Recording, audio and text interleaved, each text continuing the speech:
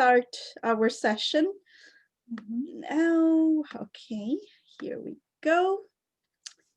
And prepared some Bitmoji form of my classroom. So I would like you to actually in groups. So it will be 3 of you today because Ksenia is relatively here and relatively not here, depending on what is happening with her in the airport now. So let's start. When do you start teaching literacy to your young learners?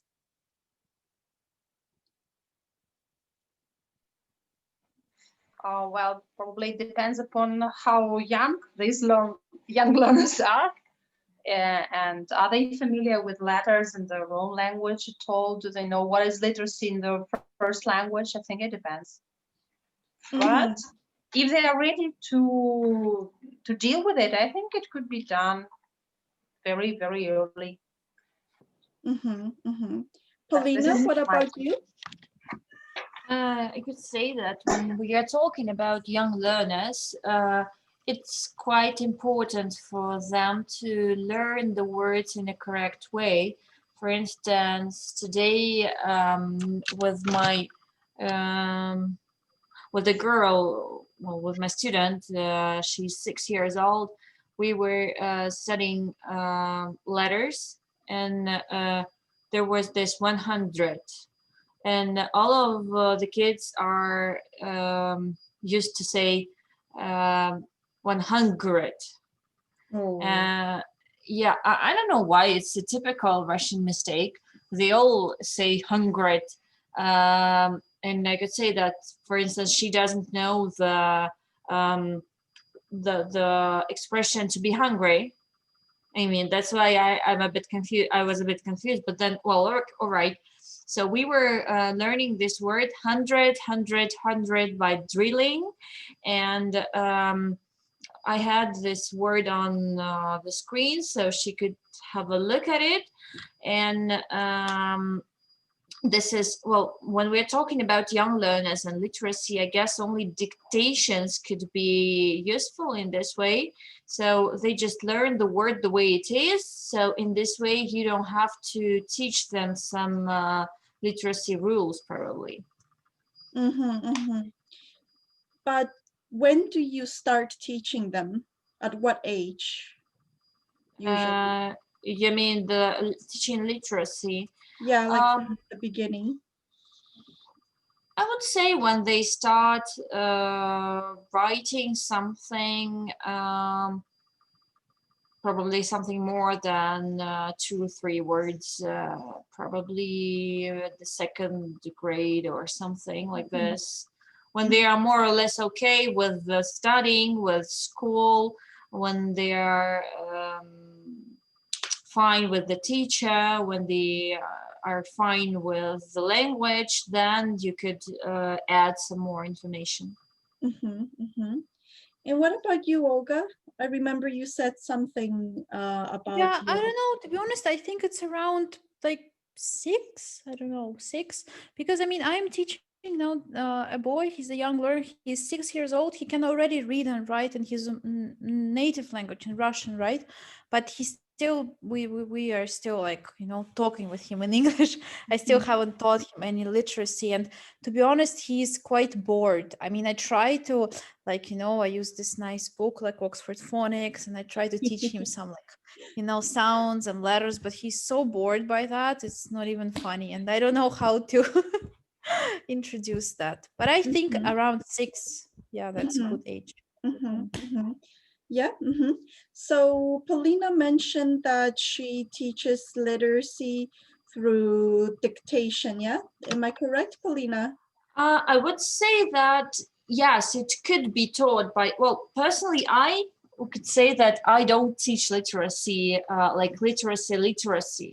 Mm-hmm. Uh, I just correct my students, but I could say that literacy could be taught through dictations. Mm-hmm. Mm-hmm. And I'm sorry for interrupting you, Chee-Way.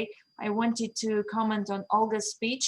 my student was also bored, Olga, today, and so I used my second teacher. Oh, cookies and friends. Yeah, it was like this. Hello, hello, let's read, something like this. So. Yeah, we had a second teacher that worked out.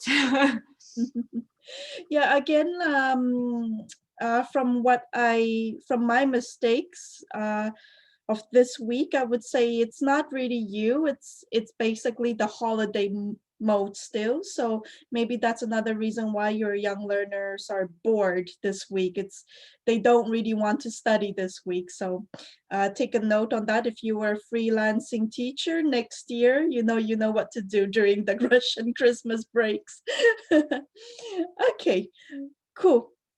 What do you think? How important it is to introduce literacy to your young learners? Well, if you let me, I could add that, I don't know, maybe from my point of view, when a student when English is a student's first language, L1, probably one of his parents is I don't know, American or British or whatever. In this case, you should start teaching literacy from the first grade. But if the student is totally Russian, for instance, or whatsoever, so he's not, he doesn't know anything about the English language. So I could say that probably in my case, I would say that literacy would be the part of the whole course. So it would be like, let's learn vocabulary in the box. And the words from there are like this, and yes, probably the dictation could work. I can see Paulina is a fan of dictation. Cool. Dictation is useful, of course, and actually that's one of my practical tasks that you will see or will see, depending on how the breakout rooms will fit in with 3 people. Okay, so what should we look for when we teach literacy? What do you think? What areas do we need to look out for?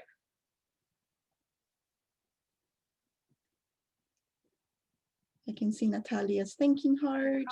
Okay. Well, but first I think we must just show that the name of the letter doesn't equal the sound it produces, because for some kids it's really hard. And I've noticed that lots of kids, they learn the alphabet like a song, and if you ask something in between, everything goes corrupted. And sometimes it's difficult for them to just name even the letter when they see it not in the line. They will start singing this ABC song automatically till they come to this particular sound. I think this is the first thing, just to make them work with them differently, to recognize it from hearing, and then when they hear a sound, they know what to write. Then the tricky stuff is like these combinations of letters that give the sounds of sh or ch and all that stuff. Yeah. I think it's important to make literacy not very painful for them on one hand, but I think I'm trying to make it like a regular part of learning new words, because I've had a group where we had a really nice time. We talked a lot, we sang, and we had small communication. But when the time came to read the texts that were longer than 8 sentences, they got offended, like, we had such a nice time, and now we should do this. How? And I was like, oops, maybe. Okay, yeah, so well, these are the answers that I have. So when you are teaching literacy, preferably you can start teaching at 3. Yeah, but not something too complex, of course. So at the age of 3 to 6, you can already start teaching them. You don't have to wait until they are in grade 1 or grade 2, because that doesn't really matter. As long as they are in your class and you are teaching it to them, then they will learn. I have a 6-year-old, very young learner. Actually, she's Russian, but she's been in the States for a while now, and she could read. She could read, not exactly write a lot, but she could read and she could write some words. And it's really nice to see that. And also my sisters, they learned how to read at the age of 4, when they were still living in Latvia. They were already learning how to read the Russian alphabet, and the letters and the words, and they could do it. So I encourage you to start as early as possible. Back to teaching literacy to 3-year-olds, you should start with phonics, or with any beginners. Yeah, with any beginners, and with 3-year-olds, you should start with phonics. So first teach them the sounds, as Natalia mentioned. If you only teach them the alphabet songs, A, B, C, D, they will only stick to the song when you are trying to teach them the letter. And that doesn't help them to read. Yeah, because they will look at the book and go like, oh, this is C, this is A, this is T.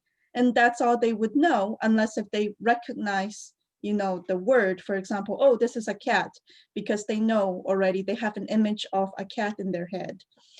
But to teach them how to actually read, we start with simple sounds. For example, okay, Natasha, listen, listen, listen, yeah?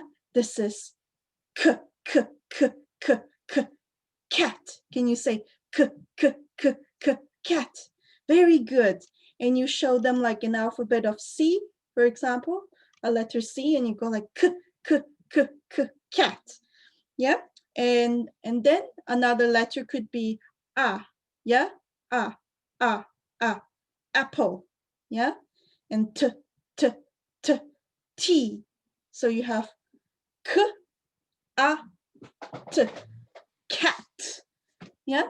So when you were teaching the phonics, especially if you were online, you can actually move your arms in front of you.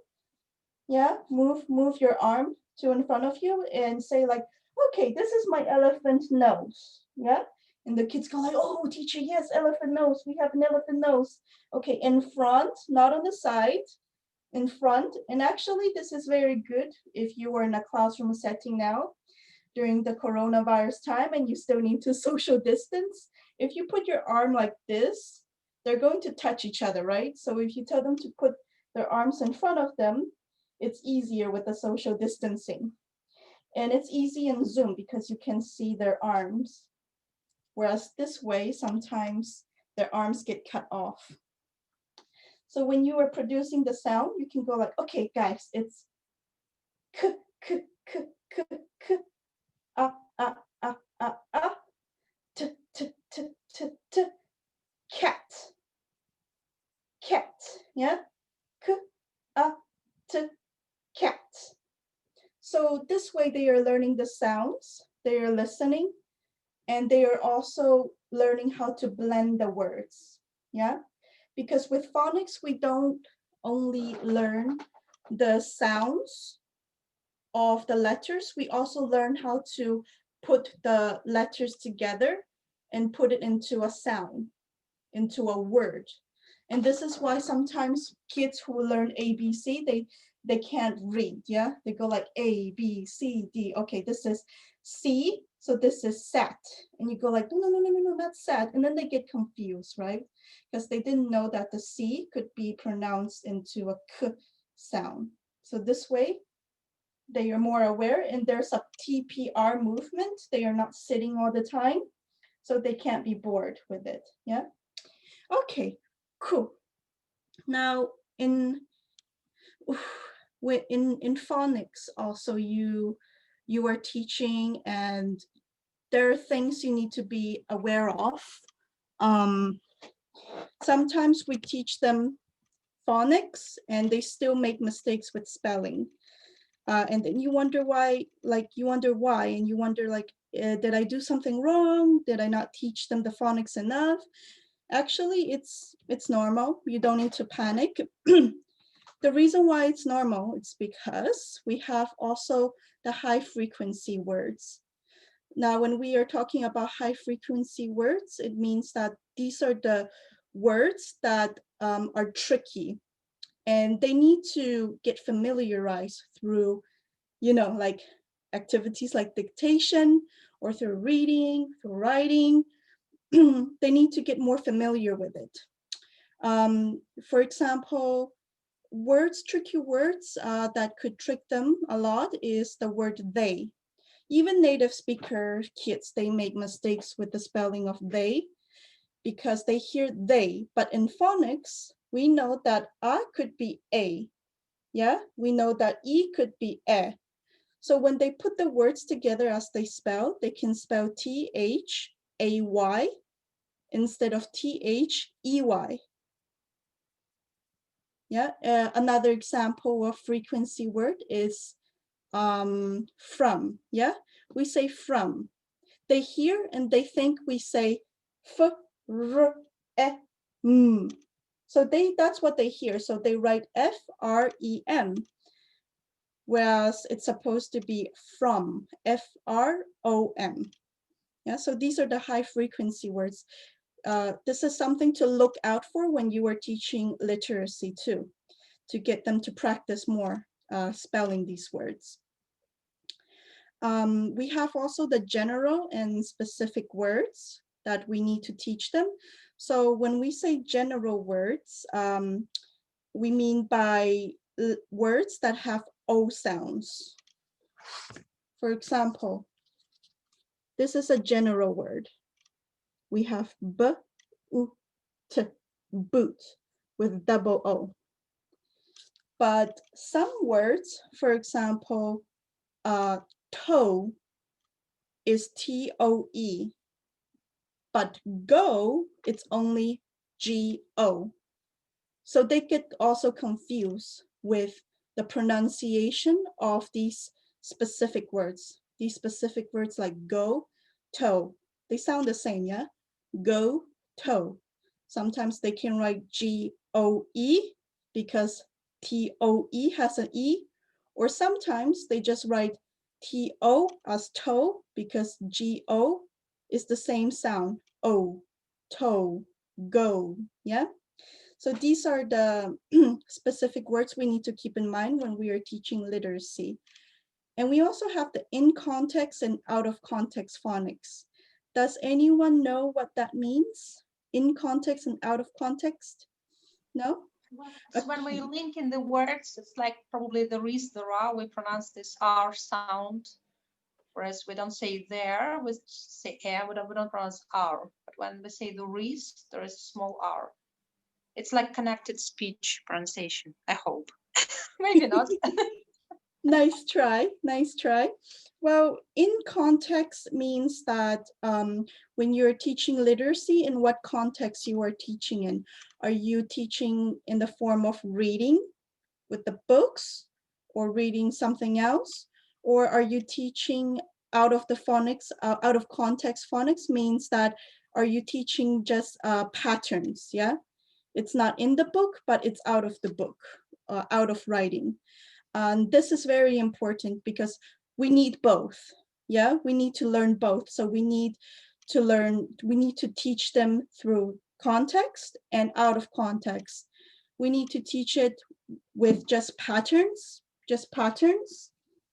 or we need to also get them to read and write and notice the patterns. Because teaching phonics is it's not enough if you just go like from. It's not enough. They need something more. So reading or writing is the best exercise. They read it, they write it, and then you say, okay, kids, do you notice this pattern? Can you find me words that with two O sound, two O's? And they look, oh, this is with two O. And then you ask them, okay, how do we say this? And they say, ooh, boot, yeah? So you also need that. If you don't do in context phonics with them, then it's going to be harder for them to understand how sounds can blend together. It's going to be harder because they're not noticing it. Okay, so I have something fun to tease you a little bit. Can you read this?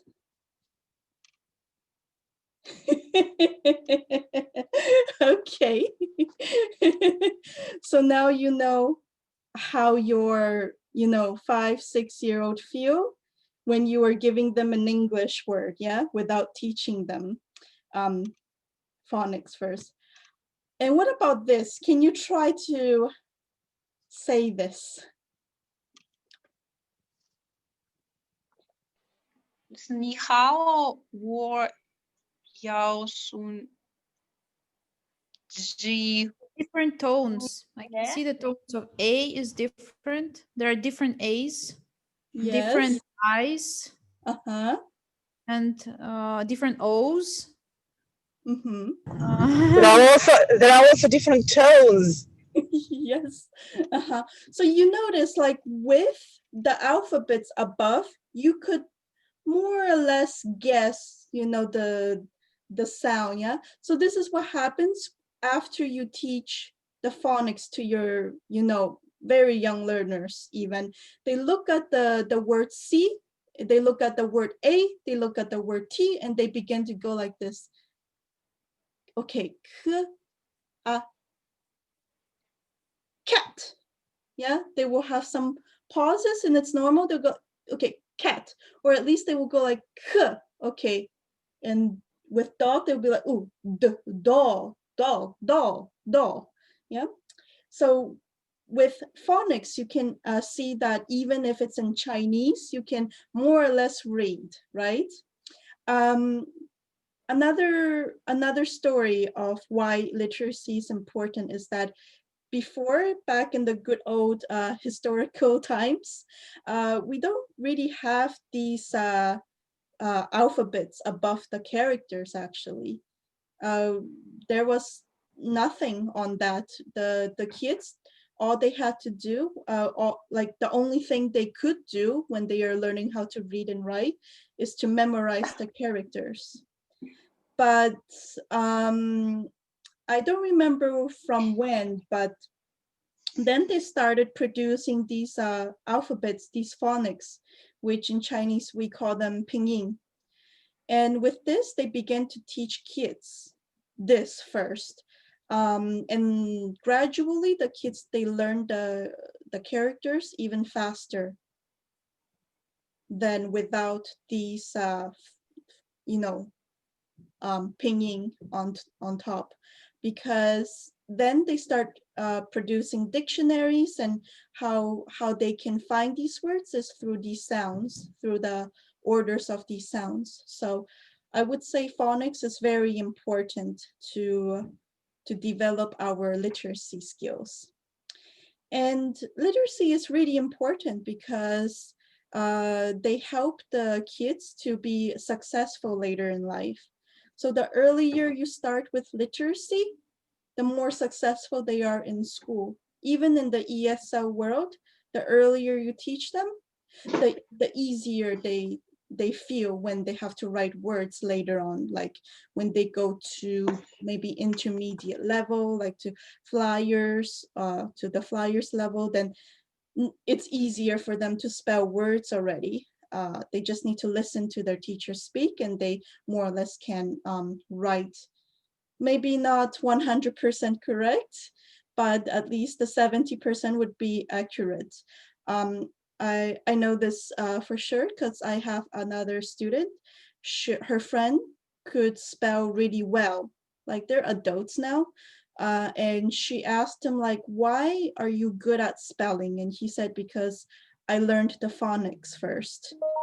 So at an earlier age, of course. He learned it when he was a child. So so make sure you teach it as early as possible, especially if you were planning to keep your students around for longer than a year, then you need to give him something more valuable on the table to do, and parents need to see the progress. And when parents can see, that they are developing this literacy skill, they will feel that, your classes are really worth it and they stay around for a longer time. Yeah, so just for freelancers out there. And also the literacy, they develop you as a person as well. They develop it's like part of the early childhood developmental stage. It helps you with cognitive thinking, helps you with the physical movement also, especially with your tongue. Yeah, you need to train your tongue sometimes to speak, right? That's why people, they practice speaking before doing a speech. So you need to train your tongue, so it helps with physical movement there too. And it also helps with social emotions. Yeah, it helps them to build up that too. Literacy, they are connected. So all of these areas where you need to develop, they are connected with each other, and they are interdependent. Yeah, they're interdependent. So you cannot really avoid literacy because they need each other. The brain needs them. Okay, cool. So how does getting started look like? I want to play a game with you guys. Yeah, and through that game, you will see, how it looks like and how you can do it without boring your students, as Olga and Paulina said. So I have here, it's a website, it's called Teach Your Monsters to Read. My kids love it, especially my kids in Vietnam. They just have a joy of playing this game during their break time, because we would have like 2 clock hours of lessons with them. And in between, they would play this game. They think it's a break, but it's actually not a break. It's just a way to trick them into thinking they have a break. So, but they enjoyed it a lot. Let's play it together and see how it goes.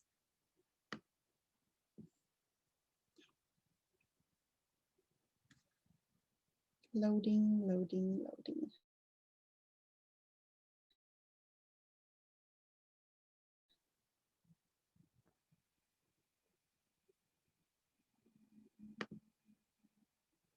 Hello again. Here is your monster. Yeah. You can make changes if you want to, or press on the tick if you are happy with your monster. Let's pretend we are happy Are with you our happy monster. With your monster? Yes. Well done. Your monster is waving at you and ready to go on an adventure. Let's go! Once upon a time, your monster was zooming around the galaxy in his spaceship. He wanted to explore new worlds, and he was imagining all the wonderful things he might find there. Then, one day, a terrible storm came. Your monster's spaceship span out of control and crashed on a mysterious island.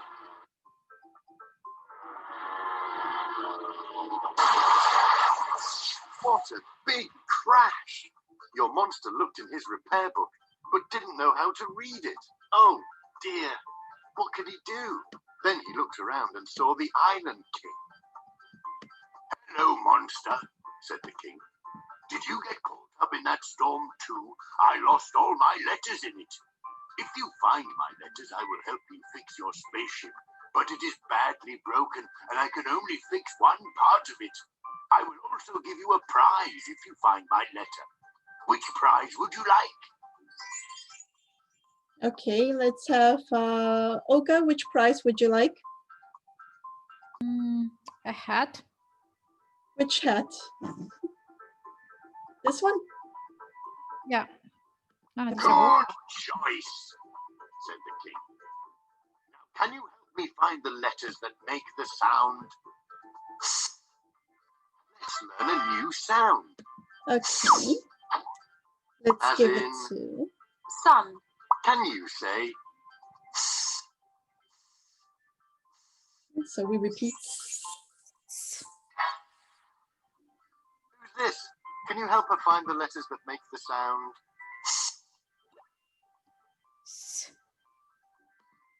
Okay, so we go here.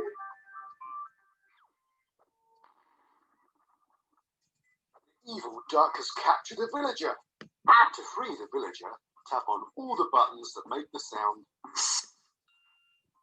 Okay, Paulina, you do that.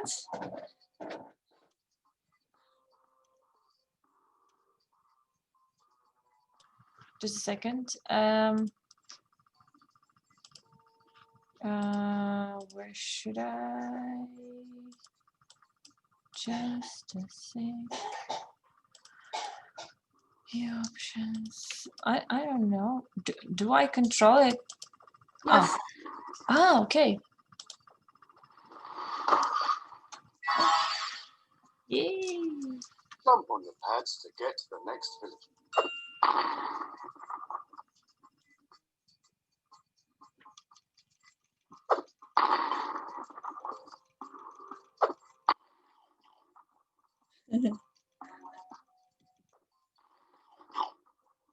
Okay, Paulina, put your hands up. Don't touch anything. Good, good, good, good. Oops, I accidentally clicked somewhere else. Okay, here we go. So we go back. Find the rest of my letters, and I can fix part of your spaceship. And let's go back. So here was one level, and there's a next level. Uh-oh.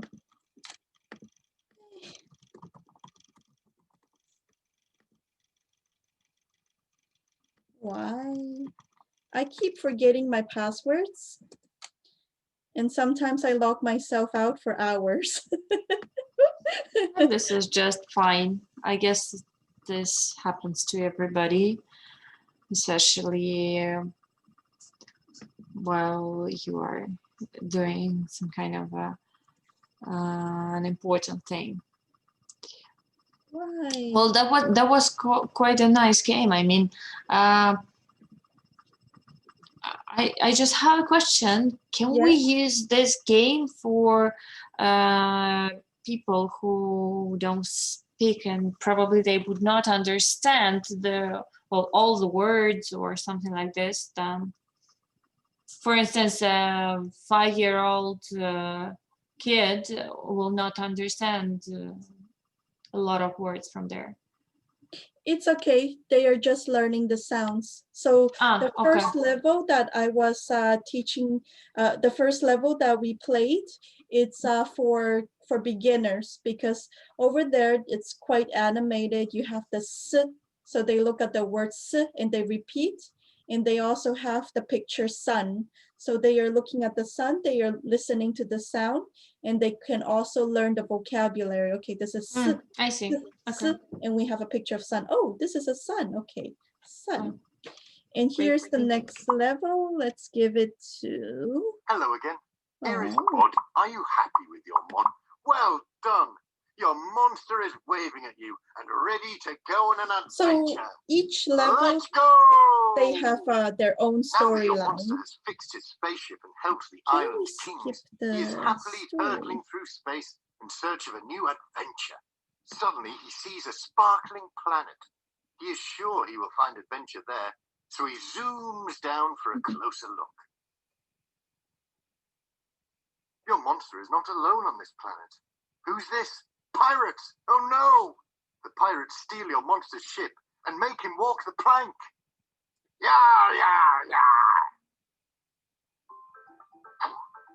Your monster lands on a strange new planet and then looks up, all the way up to the top of the mountain where, hey, that's your monster's spaceship.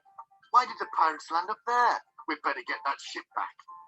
Help your monster to find the way up to the top of the mountain to get his spaceship back and start your big adventure. Okay, up, up, up. What's that? Quick, try and catch it before it gets away.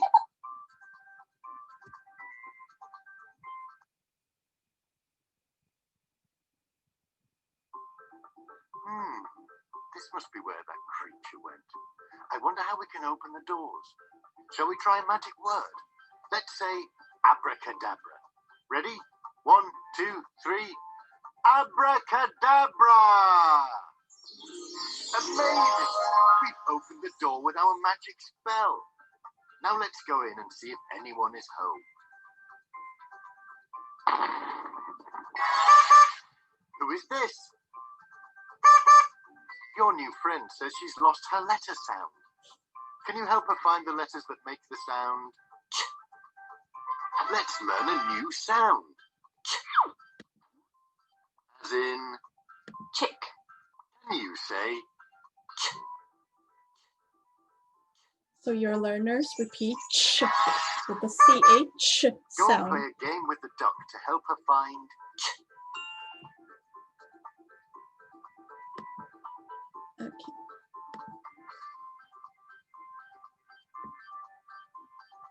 Oh gosh.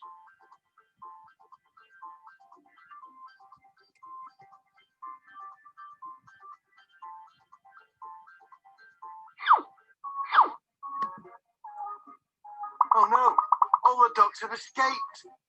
Put all the ducks in the ch pot. Okay, Natalia, it's your turn.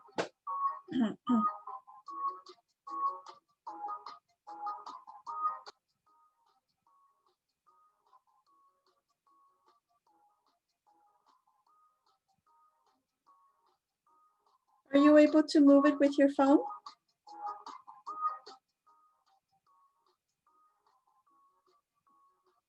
We can't hear you.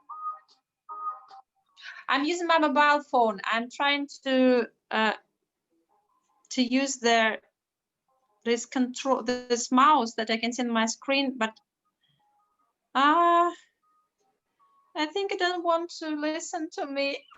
I'm sorry. It's okay. My phone doesn't like, but I would like to put them all into the left phone. I'm giving it to Olga then. Okay, yeah, thank you very much. So,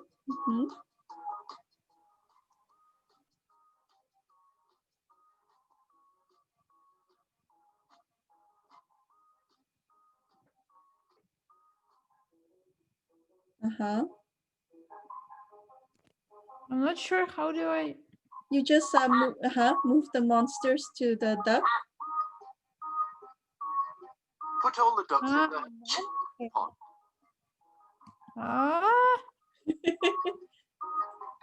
Total physical response. Yes. Yeah. Motor skills. So all of them. Yes. Oh my god.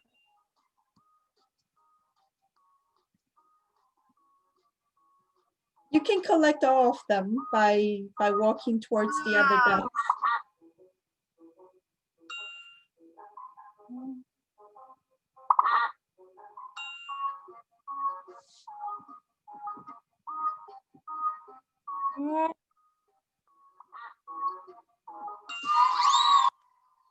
Okay. Excellent. Good. Put all the ducks. Well, stop here. So you see how it works, yeah? When you're getting started, start with very, very simple. You think maybe, you know, because you're an adult, you already know how to read and write. Sometimes we believe that it's boring because we know them, but we need to put ourselves in the perspective of the very young learner and think, actually, this is fun because we don't know this and it's a monster game. So let's do this. Woohoo! Ch ch. Okay, this is ch ch, and they have like a lot of fun. Even my 9-year-olds, they love it. So even the older kids that you think they will go like, oh, this is childish. Actually, they do enjoy it. But again, it depends on the kids. It depends how mature they are. I know some of my Russian 9-year-old kids, they wouldn't like it, but many of my Vietnamese kids, 10 years old, you know, at this age, they still love these childish things and they still play with them with great passion. Okay, so reflecting with this game, answer this question. does this game teach you the sound of the letters? Yes. Does this game teach you how to blend letters together?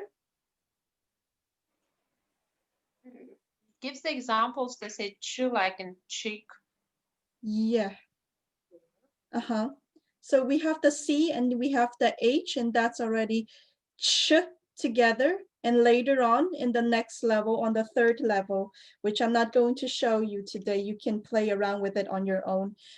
They have over there words, yeah, plain words, and that's when they have to look at the letters and say it together and make it into a word. Okay, so yes, so this game is great for learning how to blend the words.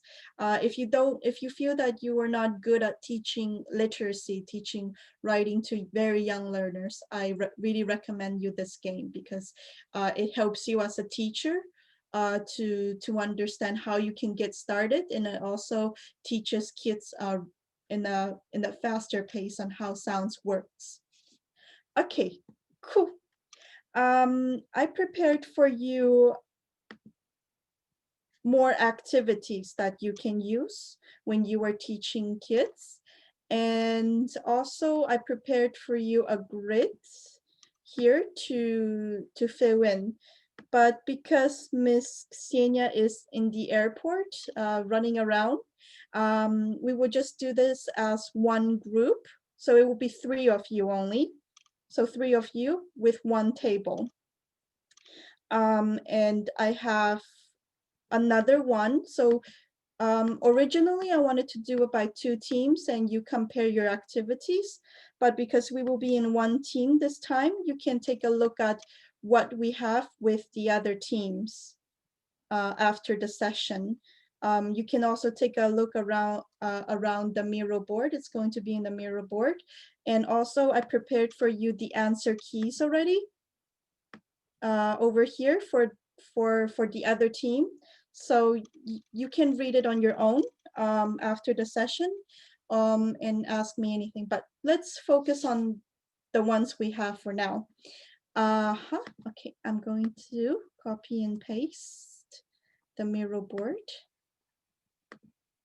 Okie dokie. Here we go. And you are all team A today.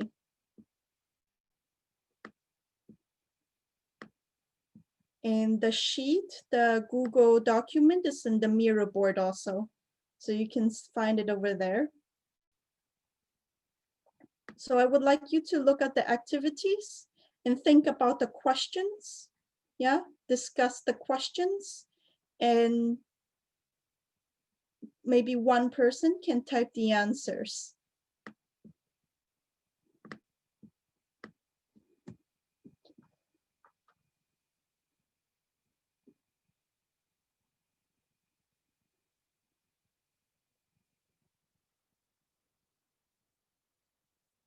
Are you able to open the Miro board? I cannot hear you. Could you please give us the access to it, because I've sent you the request, but Oh, right. Yes, sorry about that. Okay, no worries. you should be able to do it now.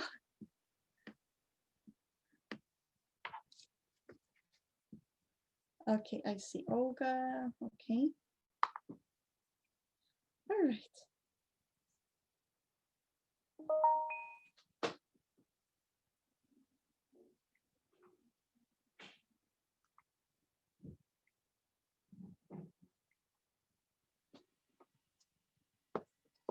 Okay.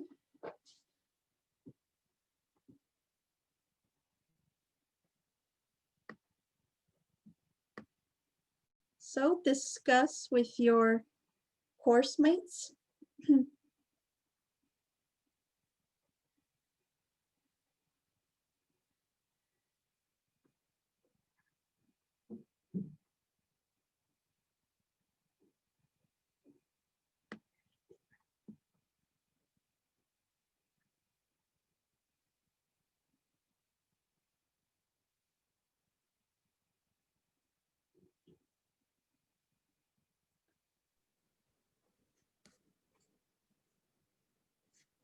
Mhm. Mhm. Okay, so discuss and fill in the table, right? Table. So as I understand, there are 3 different types of activities, right? Yes. Looks like. And we So- need to discuss. Mhm. All right, so the first one is find me pencils. It's just they walk around the classroom and they find, as I understand, like just the letters and Probably they're they need to find the words. I mean, for example, they need to find pencils for P, I don't know, whiteboard for W, for example. What else? Or maybe they have already a list of the words they have been through and they just Maybe. open this word and they need to look around and find the letter that corresponds to the first sound. Or maybe, but no, it sounds weird. Maybe teacher dictates them the word, like whiteboard. They look around and the first one to grab the W, Mm-hmm. the champion. Yeah, could be. Or there could be 2 teams who are reading words to each other and one team listens to the other and they go, and so one team can see actually how the words are spelled and they're grabbing the words. Because I think it could be tricky to find something, to put something in the classroom which corresponds with Q, for example. It's usually when they I don't know, teach I think we alphabet song, there is a list of objects that is included into the song. Yeah, sorry. I think we're just overthinking it. I think the teacher just tells you, find me D, and they walk around the classroom and find where the D is. I don't think they need to find the object. I don't think that just pick the letter. Just and the letter, the right. Yeah, I think. Okay, yeah, maybe. All right. And okay, so initial sound source. So they just kind of like. Or maybe, I don't know, maybe teacher says the name of the letter and then, or teacher says like the sound and they need to pick the letter which represents this sound. Yeah, exactly. So initial sound source. So teacher says the sound and they find, right, and students find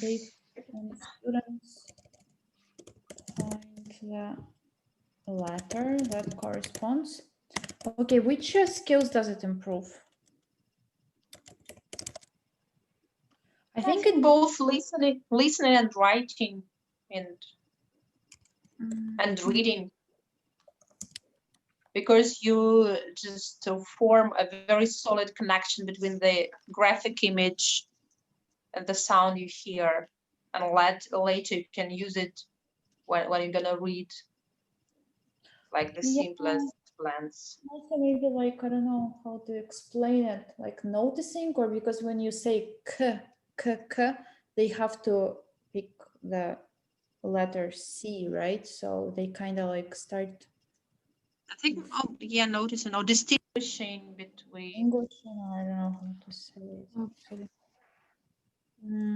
Helps them to distinguish, I guess, letters and sounds. Could it be used both offline and online? Yeah. Yeah, why not? If we go to this kind of mirror board, kids just circle the letter they need. Yeah, I think Can we integrate this with other subjects? Subjects like school subjects or other topics? Yeah, school subjects. School subjects. Oops, sorry. I don't know. Yeah, I think it can be this game like go and fish for something, you mean? this template. Integrate. We can do it in math, like circle all the sums that gives 7 or 10 or 20.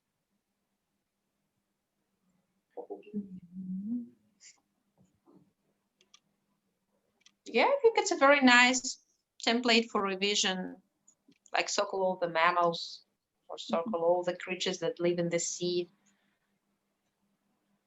Don't know, probably it can be even done in chemistry lessons. I'm not good enough at chemistry to give a sound example. But I Yeah. think it can be Where worked is out. the oxygen, for instance? Yeah. Right. Okay. For high level or lower level, could it be adapted for either levels? I think it's for both, I guess. Yeah, I think it's both. It's just probably the different stages of lessons. For lower levels, it's going to take more time. And for higher levels, it's going to be like a kind of revision or rounding up activity. Mhm. Okay. Then the next one, word sorts. Gotta first define what is it? Ah, okay, flip for kids. Ah, when they sort, like, okay, now I understand. That's what you said, like.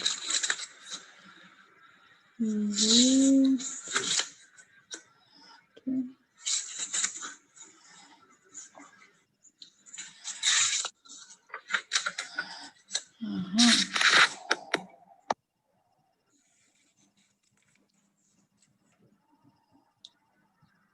Okay.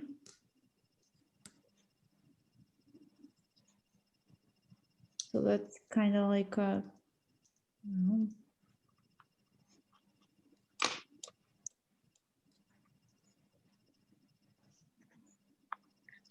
Okay. Just this one is more for offline, but it could be used as an online as well.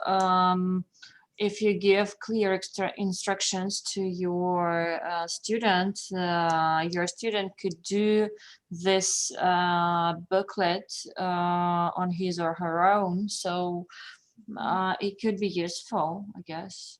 And you could play with him together. For instance, what word is it? And he is reading it to you. And yeah, and the same, you give him the task to show me the word boot. And he's like, what's the first sound? B, b, b. Where is b? Find me b. And he gives you b. Then, ooh, where is ooh? And then he gives you double O. And then where is t, t, t, t, and something like this, I suppose. So it could be used both. But it's better for children, for a child, I guess, to have it at home. I mean, this exact notebook with these letters. Yeah. But it could be used both. Can we integrate it with other subjects? I guess so. Why not? Is this activity for high level or lower level? I could say it's more for lower levels, probably. But I don't know, but some lower levels, they don't know such words as a commit. I don't know. I'm not sure what you need to know, actually. I don't know, but. Yeah, this is true. I don't know as well. I guess for both, I don't know. Yeah, I think it can be used at the high level when we're teaching like negative prefixes, for example, and we can make something like that. Probably as a team work.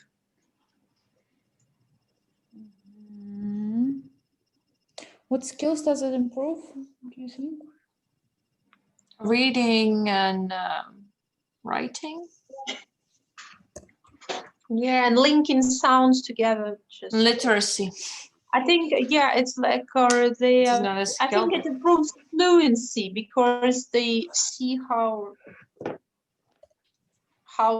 a word looks like when we change this part of that part.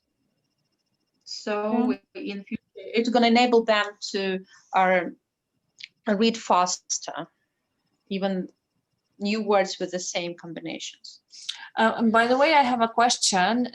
Do we, well, for instance, okay, we have double O here, we have double E here, but could we use more more letters here? Not only OO and EE, but also, for instance, the letter U, which could be cut. Yeah, I think But- it's suitable for all the just combinations of the closed or open sounds can be. You add an extra column to this chat. And how should we react? Sorry for interrupting. Sorry, how should we react if this word does not exist? Could there be some words? I was at the seminar for BKC school, and Amka, she coordinates the teaching young children. She proposes a concept of crazy words, like let's make it a game. Let's make the words that we don't have in English. They're absolutely crazy words. They're words for monsters. So, and they really enjoy building absolutely outrageous combinations, like words starting with Q and ending with Q with any sounds in between. Mm-hmm. And actually, it even works even better than ordinary combination. Of course, you can see literally how their brains work. And I really like this concept. It really worked in my classes. So it's okay. You can put anything you want. And actually, they try to revise like all the letters. They're trying to use the letters they don't use often, probably difficult to write or difficult to remember spelling, because they want to put you or your classmate in an uncomfortable situation. All right. And may I ask one more question, Chee-Way? Sorry for these off-topic questions, but if, for instance, I have the word, let's say black, and I want to use it in this game, should I divide the notebook into more columns, or should I write like BL in the first column, then A, and then CK? It's Like better for to phonics. it's better to write like BL A and then A in separate and then CK in separate, because you don't want to confuse the kids too much. And BL, they belong to one group of sound too. Yeah, B, L, Bl. And then C and K, they belong to also another group sound, right? Mhm. And A, it's again a different group sound. It's the vowel one. So when you were separating words, when you are separating the letters, you need to make sure that each combination of letter, they are either individual or they go together to make different group sounds. Yeah, because we have many words with BL, yeah, black, blank, bleach. Yeah, so you have to keep this in mind. But with the vowel sound in the middle, you can make extra column. For example, if I wanted it, I could cut the O, separate them. Because we also have, for example, words like boot, but we also have boat. We also have bought. Yeah, so you can play around with these vowels. I see. Okay. Thank you. Okay, let's go to the next activity, the last activity. You have around 5 more minutes for that one. Right.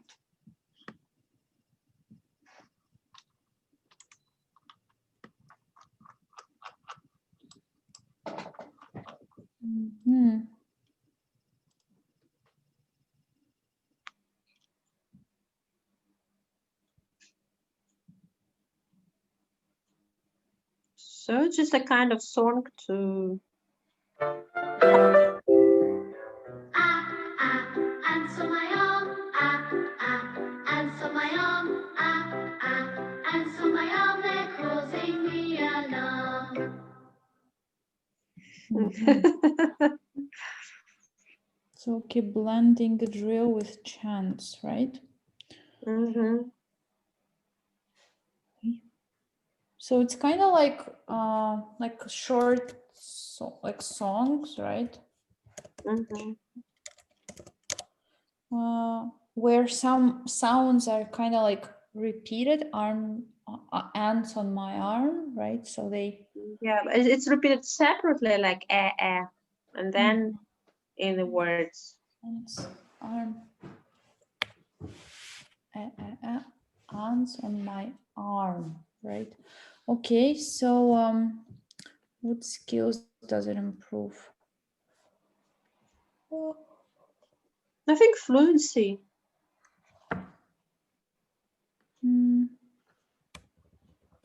Okay. And connected pronunciation.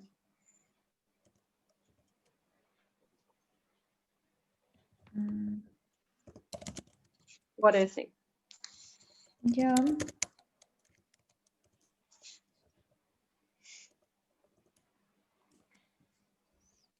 And so yeah, I guess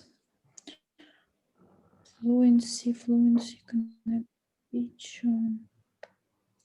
I don't know, like, could it be both for online and online? Yes. Yeah, sure. Can we integrate this with other subjects? I don't know. Do you remember Chee-Way's show? No, it wasn't Chee-Way. There was a cartoon about solar system. In this case, yeah, probably that's a good example of integrating with other subjects. If there are any other episodes of this robot show which connect with other subjects, I think they can be used for lessons. Yeah, sure, of course. And is this activity for higher, lower level? I guess again for both. Because I mean, you can teach pronunciation, I guess. I mean, even for higher levels, I guess, as well, using such chants. Yeah, but for the chants, well, it depends on the students. Some people, they never mind chanting. Others just, we are too big and too serious to know to do this childish stuff. Yeah, so technically yes, but it depends on the student's age.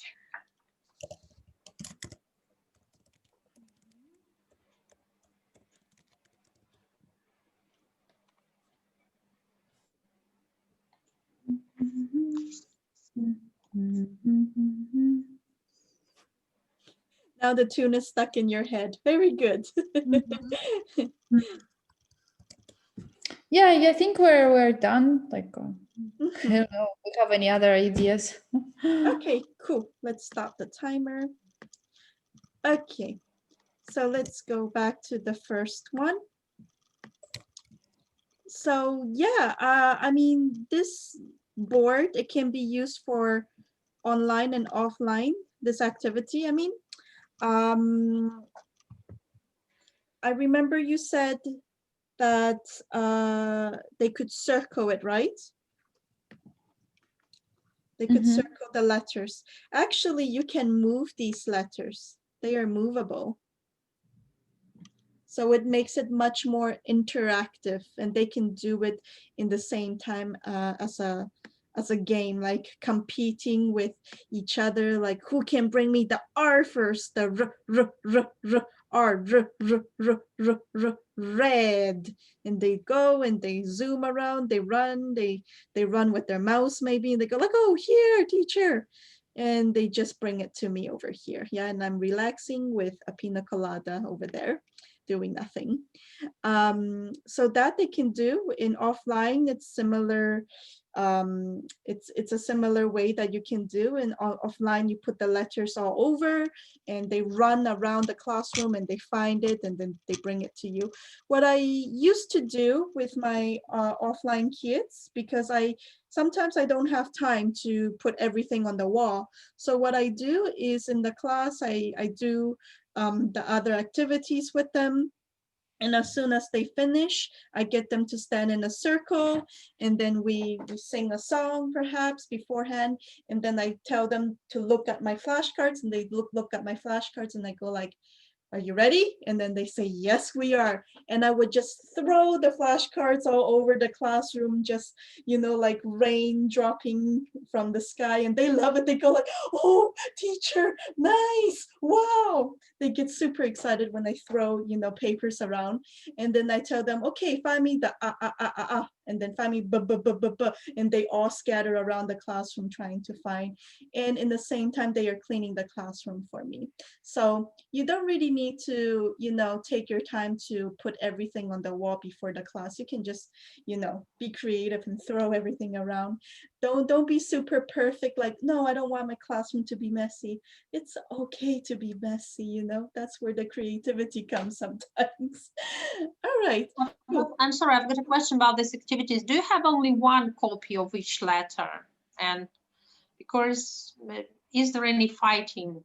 The students are very competitive, like, okay, he's always the first to find the letters. I'm not going to play this game. So to make it more student-centered, you can make copies of this, and then you can give it to them in groups, and they can in groups tell each other what to find. Because then when they do that, you were also listening if they can produce the sound without you going like, maybe Masha go like E, E, E, E, E, and someone else brings the E, and then you go like, no, this is pronounced as I. Yeah.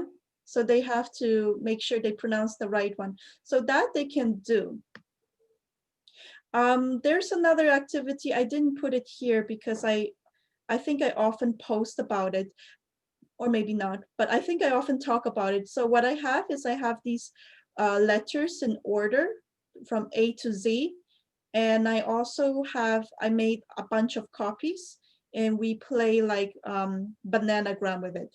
It's kind of like Scrabble, with it on the board. So that you can do also to get them to be more familiar with the high frequency word. That is a good activity. Yeah. Okay, cool.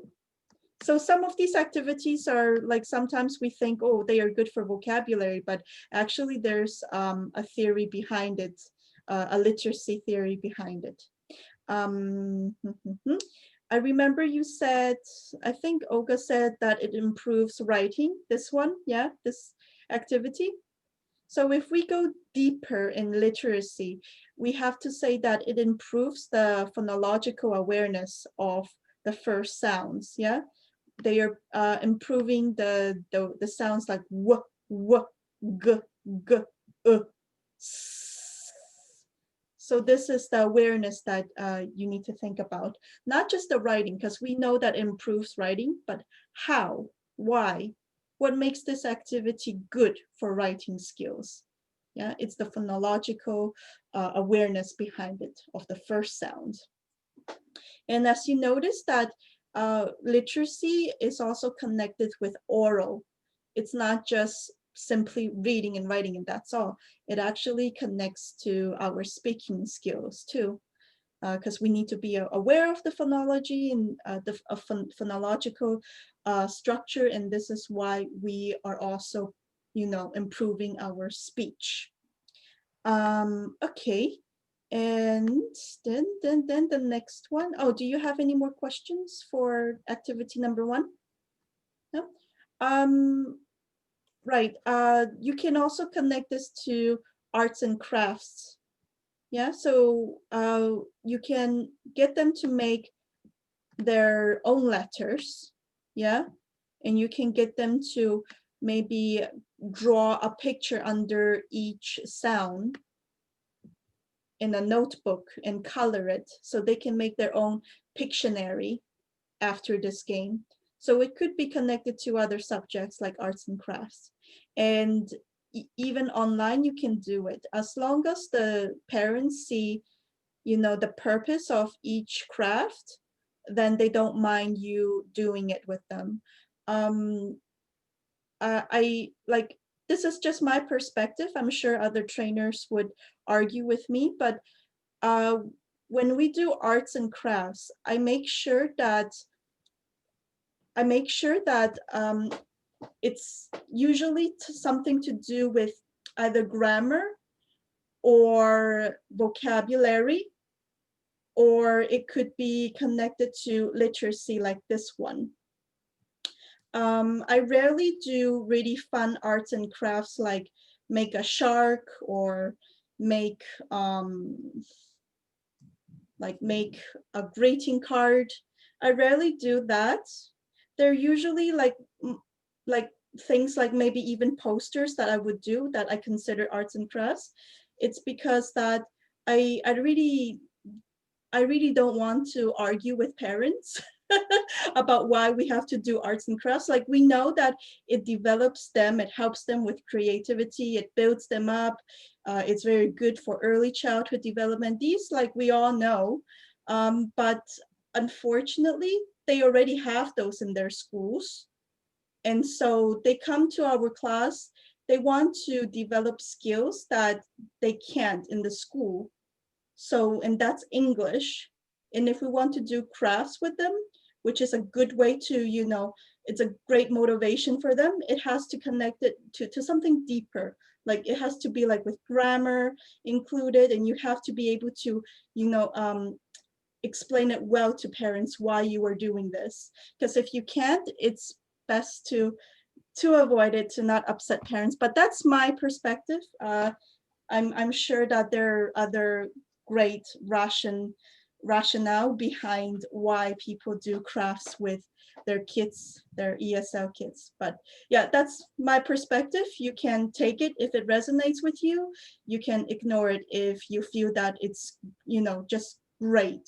Yeah, which it is. It's just my perspective is to not deal too much dramas in my life in general. Okay, so here it is, the book. Yeah, so I remember one of you said that you could use it with a lower level and higher level, which you can. If you want to use it with a lower level, sometimes you can use just with simple vowel. For example, a with one O, with one E. So these are for lower levels. For 3-year-olds, maybe for 4-year-olds, you can put one vowel sound in the middle. To make it higher level, you can use this activity, the exact book structure, or you can, as Paulina asked, if she could make more blocks, you can, as long as the sounds, they go together. They belong together, so the clusters. With this book, you can also use it with prefixes. Yeah, you can use it with teaching prefixes, suffixes. They're quite good for that. So you can have like the PRE, pre, or at the end you can have the ABLE or the IBLE, like etc.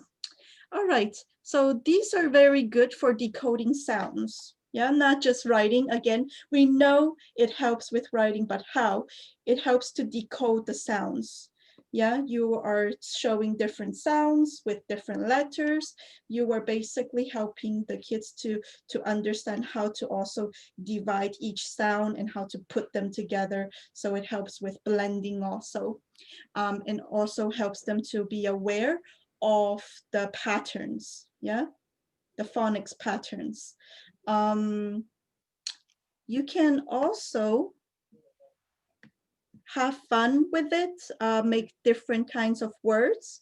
As Natalia say, you make as many crazy words as possible. You can do that. It doesn't have to be a flip book. It can be with cards. You can make cards with separate sounds. I used to have these cards with different kinds of sounds like R and WH as a W or a ho. And I used to show it to kids and they look at it and they write as many words as possible with these structures. So it doesn't have to be a flip book, could be cards. And of course, your favorite, it helps with your vocabulary too. And the last one, blending drill with chants. Yeah, in terms of with other subject, we can use it as like a music class. Yeah, teach the rhythm, teach the emotion, teach them how to say it with joy. Yeah, because many times our kids go like, ants on my arm, ants on my arm. Go like, come on, be more playful with the sound. So this can be like easily turned into a music sound. You teach them the rhythm, the beat, and if you have a guitar or any other instruments, you can play with them and show them the chords, you know, and they can look at it through online or offline. You can get them to play a sound, so that you can do. This is very good with blending sound. So what kind of skills does it improve? Maybe can someone repeat it again? Paulina, can you try to tell me what skills does this activity improve based on what I've just mentioned for the other activities? I would say this exact activity could help them to develop their intonation, first of all, and to develop some curiosity, because here we have some words which might probably be new for them, but as they are in a song, they could be curious and ask you questions. Well, what is it and why is it like this? Then you could also in case of this exact song, you could show them that, for instance, the word the letter A, the letter is A, but the sound is A. And you are giving them this link in between the alphabet and the actual phonics, which is quite important, because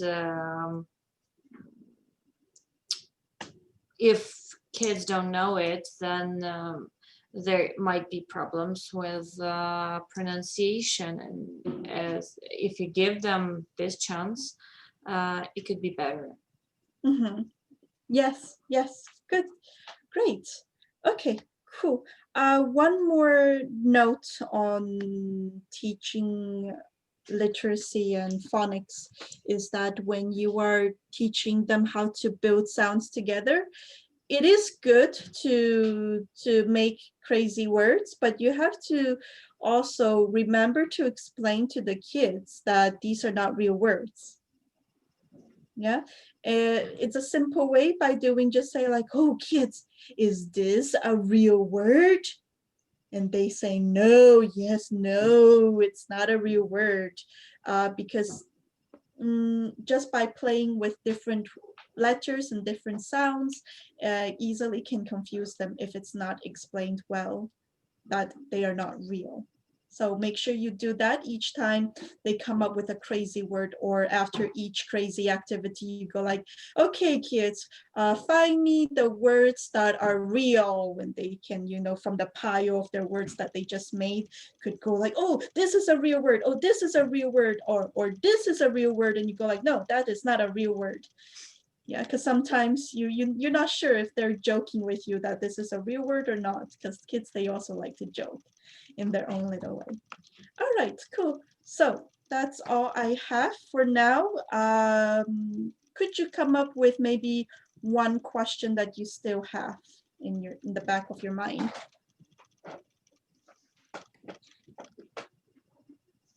Must literacy be like a regular part of every class or every homework? because I'm struggling with this, the intense of my the literacy I put into my class. I have not come up with this right degree, the degree that I feel that is right. So what you can do is, if they are beginners, you first, in the first lesson, you teach it as a whole lesson as your aim. And then once they are familiar with the activities, you can use it as a warmer or as, not just warmer, sorry. I lost my train of thoughts here. Okay, so not just with warmers, but also with cooler, yeah? So they can do that.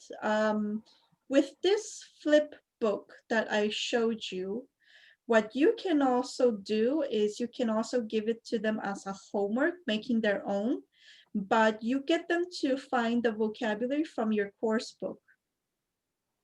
So they are also reading. If you remember, I mentioned something about the in context.